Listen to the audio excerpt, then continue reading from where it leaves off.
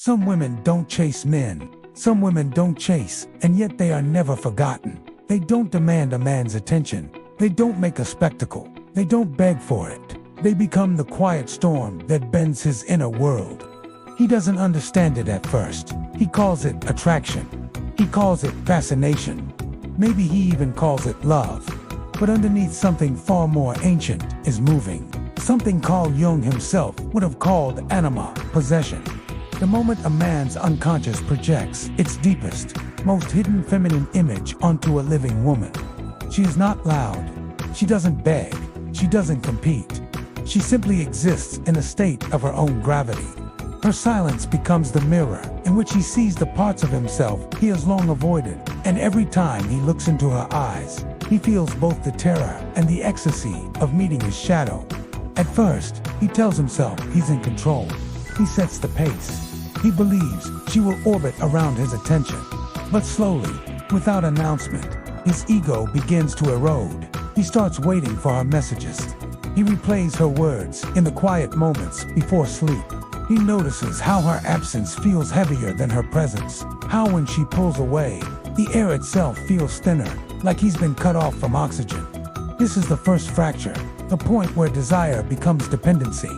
Jung would say he is no longer loving her for who she is. He is loving her for what she awakens inside him. She becomes the key to a locked door in his psyche, and without realizing, he hands her the power to open or close it. The second fracture arrives when her mystery begins to disturb his sense of order. He wants to know where she goes in her mind when she stares out the window. He wants to understand why she doesn't react when others would rage. Her restraint unsettles him. Her detachment feels like both rejection and reward. He begins to pursue her, not for the pleasure of winning her, but for the relief of quieting the storm she stirs inside him. Some men mistake this for love, but Jungian psychology calls it projection under tension. The mind's desperate attempt to possess what it cannot fully comprehend. The more he tries to hold her, the more she slips through the fingers of his understanding. And each escape makes him want her more. The third fracture is the most dangerous. He begins to measure his worth by her presence. When she smiles at him, the world feels whole. When she withdraws, he feels like a boy again, small, lost, unchosen. This is not romance. This is the slow erosion of the ego's armor. And yet he will crave it because in her distance, he meets the raw truth of himself. Here, the woman becomes something more than a lover. She becomes a mirror to his unhealed wounds. Every moment of longing, every pang of jealousy, every desperate need to be seen is a lesson his conscious mind refuses to accept. That no woman, no matter how magnetic, can complete what he refuses to face within. But the archetypal woman in this dance knows her power. She does not wield it recklessly.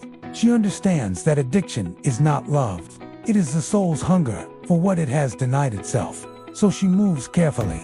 She chooses when to stay and when to disappear like smoke between his fingers. She allows his obsession, but she never feeds it with the currency of herself. And when the time comes, when she sees that his need has become a prison for them both, she does the one thing he never expects. She walks away, not with rage, not with bitterness, but with the same unshakable stillness that drew him in from the beginning. The silence she leaves behind is the final teacher. In it, he will wrestle with his shadow. He will face the hollow echo of his anima projection.